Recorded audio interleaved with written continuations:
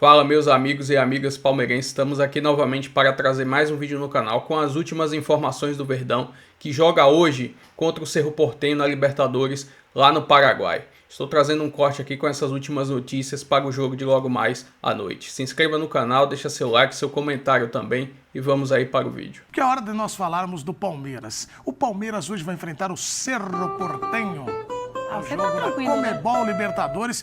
Se o Palmeiras vencer, Lept, o São Paulo sai da melhor campanha. Mas se empatar ou perder, São Paulão com a melhor campanha de toda a Liberta neste momento. Esse jogo, primeiro, tem um componente meio bélico, né? A rivalidade que teve, questão de racismo, diretoria e tal. Então, é um jogo que não é fácil para o Palmeiras, mas o Palmeiras tem mais time, né? Se vencer. E assim, se você faz a melhor campanha, hoje você tem final em jogo único, né?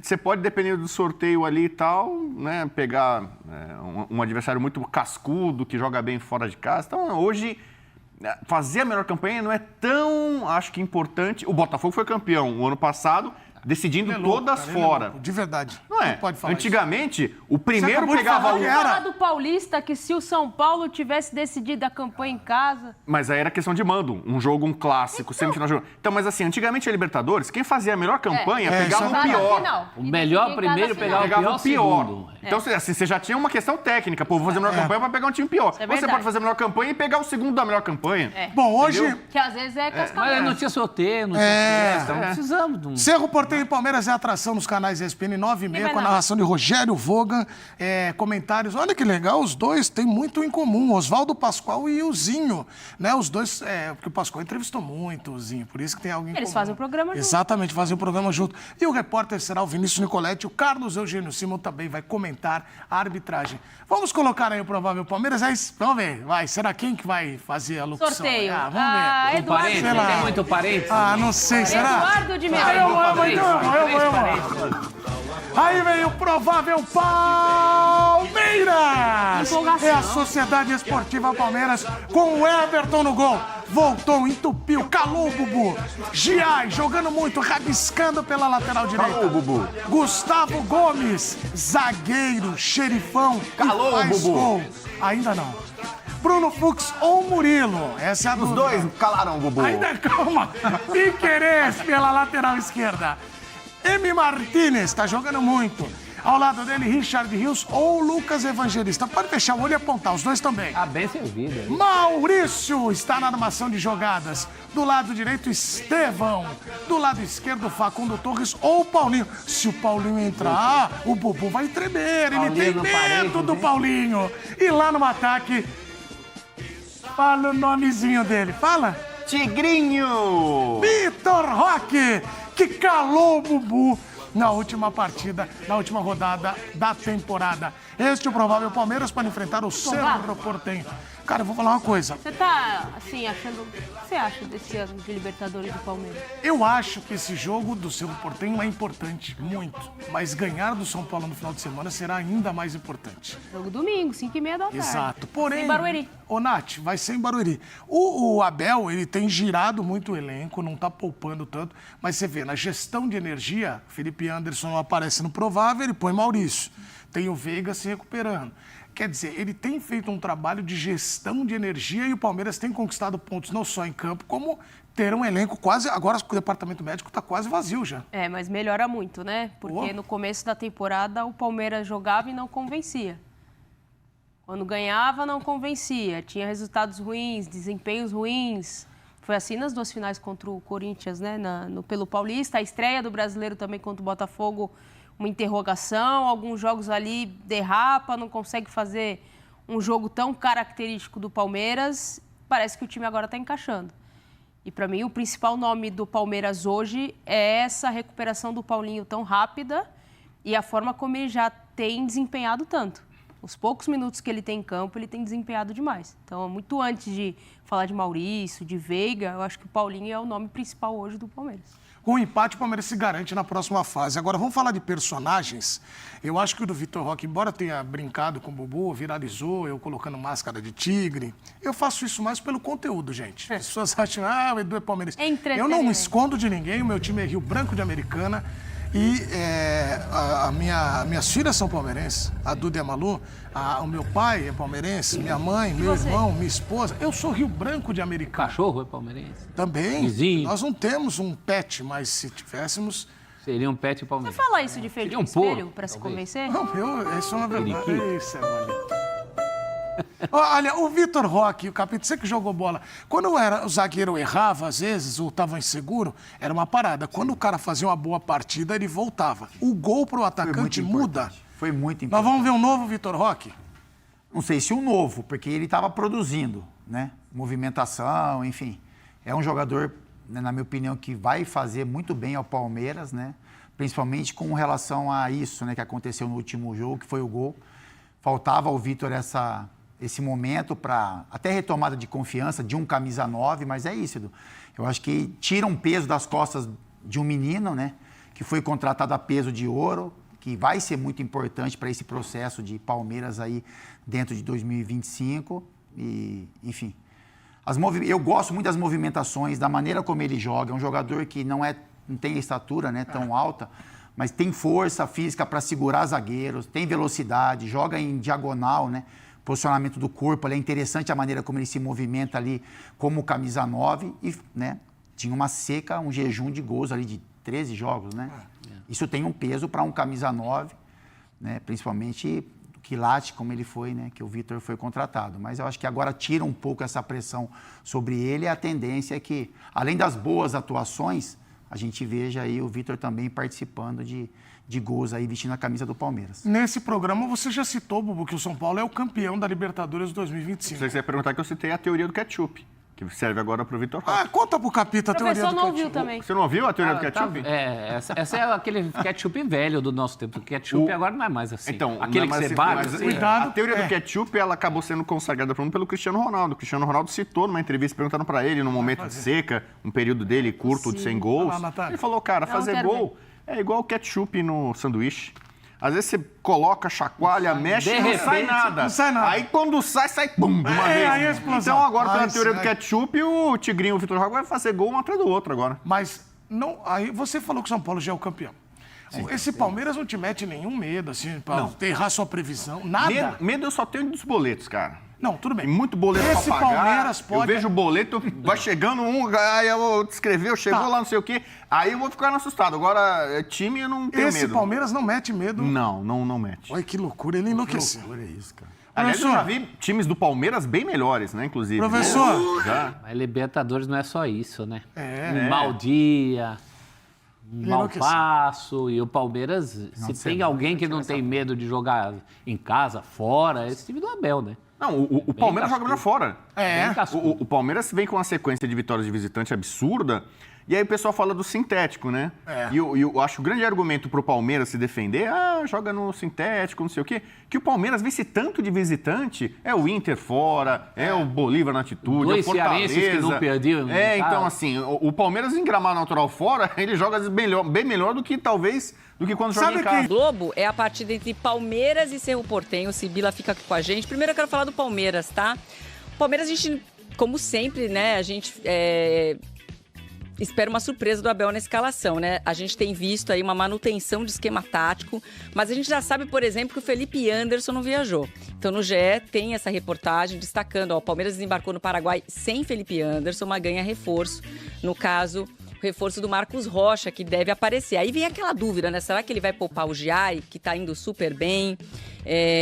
Uma possível escalação que eu tava pensando aqui, ele pode ir com Everton, Giai, Murilo, Benedetti, né? Jogando na verdade, com uma linha de 3, mas o Giai com uma certa liberdade.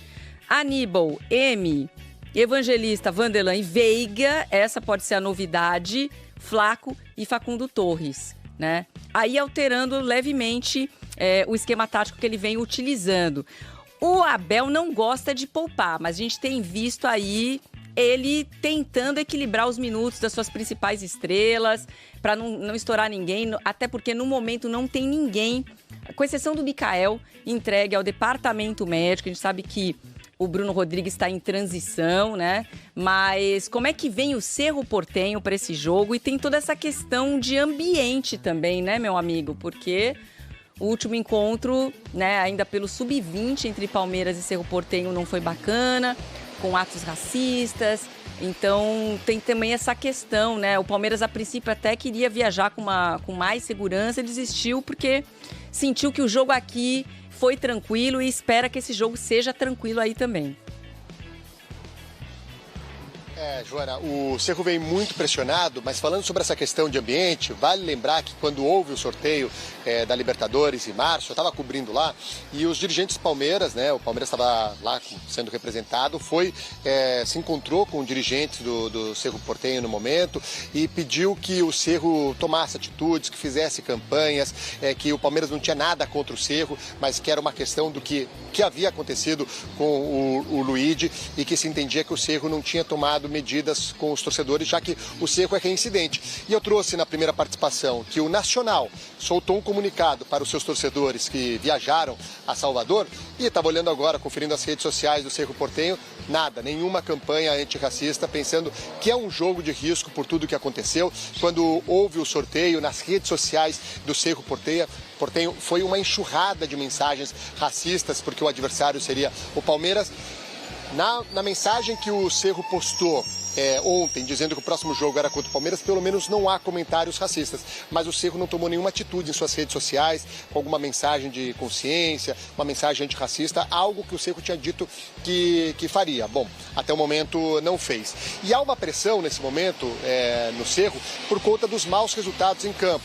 Vem de uma derrota no Clássico para o Olímpia, jogando com os titulares, uma derrota que deixou o Cerro praticamente sem chances de conquistar o Campeonato Apertura, é o quarto colocado no Campeonato Paraguaio, está a 8 pontos do Libertad, e na Libertadores não vem bem, é o último jogo do Cerro em casa nessa fase de grupos, venceu na estreia o Bolívar por 4-2 e empatou com o Sport Cristal por 2-2. Como perdeu para o Palmeiras em São Paulo, só está com 4 pontos e a própria imprensa paraguaia diz: o Cerro está obrigado a ganhar esse jogo se quiser manter chances, né, manter viva a esperança de chegar às oitavas de final.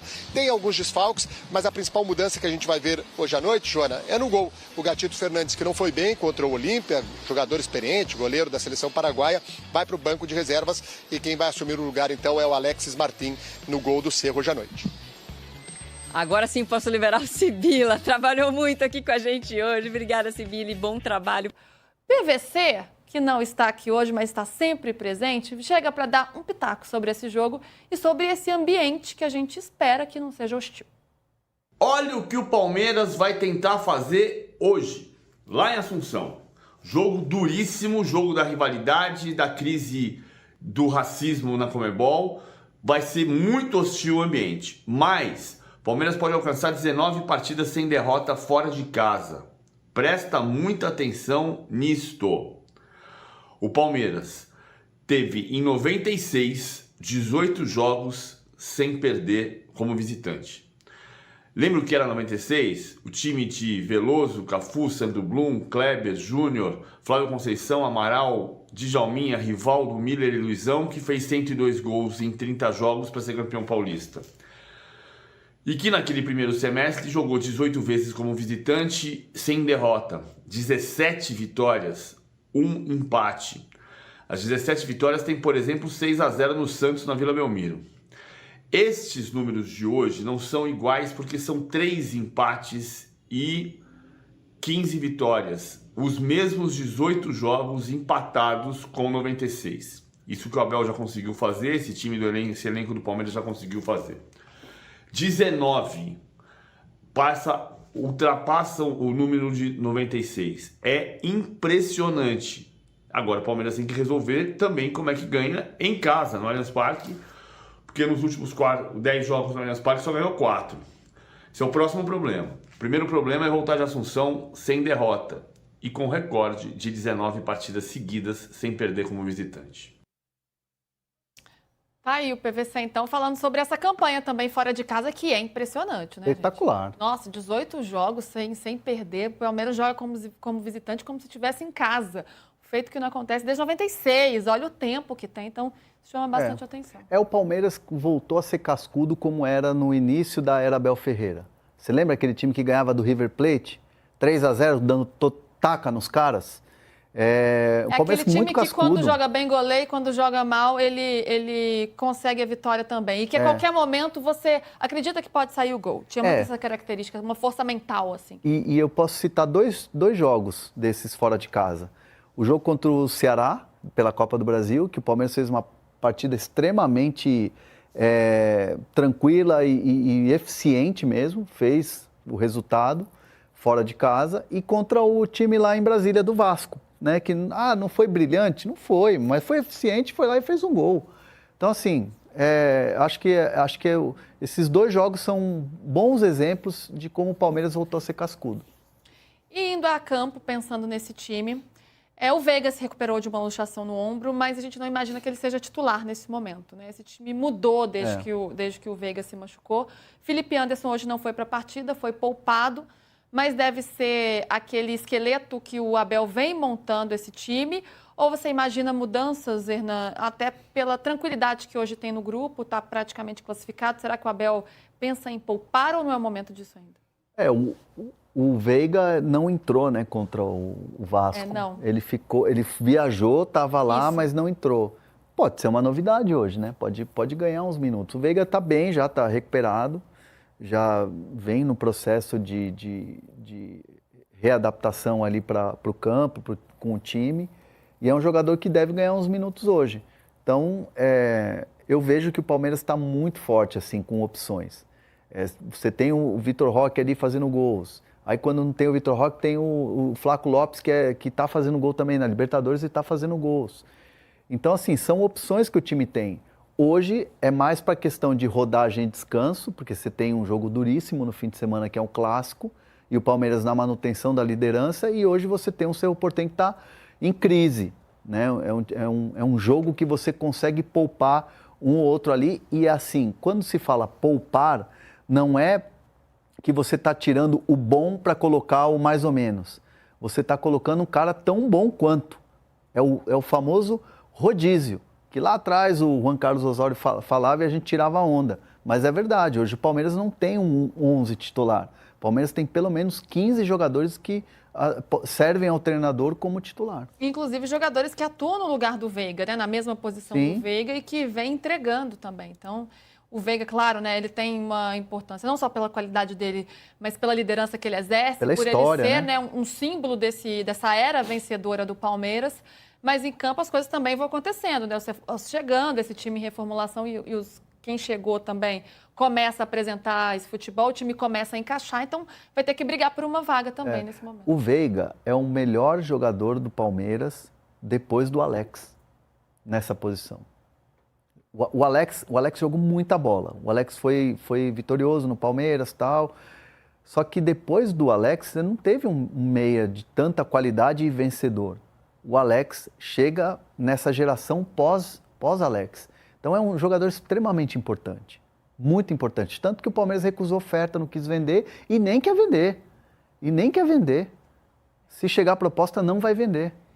Eu sou fã do Veiga, por mais que ele tenha passado por um momento ali, né, de turbulência, de instabilidade em campo, eu acho ele um jogador sensacional, acho um cara também que tem uma visão de jogo, né, uma inteligência, uma mentalidade muito bacana, enfim, acho que ainda muito útil. E é um cara fora de campo também muito, assim, tem os seus posicionamentos, é um cara que tem uma voz muito ativa fora de campo, ele tem um perfil, assim, mais na dele, mas é um cara muito família. Assim, eu acompanho muito assim nas redes sociais, ele tem uma parceria muito grande com o Gabriel Veiga, que é o irmão dele. O irmão, né? Ele está sempre com o irmão. Está sempre com o irmão, está sempre com a família. Então, assim, é um cara completo, dentro e fora de campo. Muito bem, hein? Vamos passar o grupo do Palmeiras rapidinho para a gente já mudar assunto, porque tem assunto mais de Libertadores por aqui, ó. Palmeiras, líder do grupo com 9 pontos, então hoje, né, pode aumentar ainda mais essa liderança, porque tem esse confronto direto do primeiro com o segundo colocado contra o Cerro Porteño, que tem 4, então aumentar essa margem aí de vantagem. O Bolívar tem 3 pontos e o Sporting Cristal 1 ponto, esses dois times que se enfrentam hoje às 11 da noite. E vamos trazer aqui mais algumas informações do Cerro Porteño, que é o próximo adversário do Verdão, né? Atualmente no Campeonato Paraguaio, a equipe está na 4ª colocação. Com 28 pontos, em 17 jogos, está a 8 pontos do líder do campeonato, que é o Libertad. Além disso, nos últimos 5 jogos, A equipe venceu 3 partidas, empatou uma e sofreu uma derrota, que foi neste final de semana no clássico contra o Olímpia. Jogando dentro de casa, perdeu pelo placar de 2-1. Já no grupo da Libertadores, o Cerro Porteño está na segunda colocação com 4 pontos e precisa da vitória. Vencendo o Palmeiras, eles vão a 7 pontos, até porque eles estão de olho também na situação do Bolívar, né? O Bolívar jogando dentro da sua casa é muito forte, ou seja, eles vão vir para cima do Palmeiras, vão dar espaço para a equipe do Abel. E aí com certeza o Abel deve armar um time para aproveitar esses espaços que o Cerro Porteño vai ter que dar porque precisa da vitória. Agora a gente vamos ver como o Abel vai montar esse time. Se ele vai rodar, porque no final de semana tem um clássico contra o São Paulo, onde precisa manter a liderança do Campeonato Brasileiro, já que a situação na Libertadores está um pouco mais tranquila. Mas acredito que dá para o Palmeiras trazer um excelente resultado lá do Paraguai. Enfim, essas são as últimas informações recentes aí do Cerro Porteño, próximo adversário do Verdão. Peço que se inscreva no canal, deixa seu like aí e até o próximo vídeo. Valeu!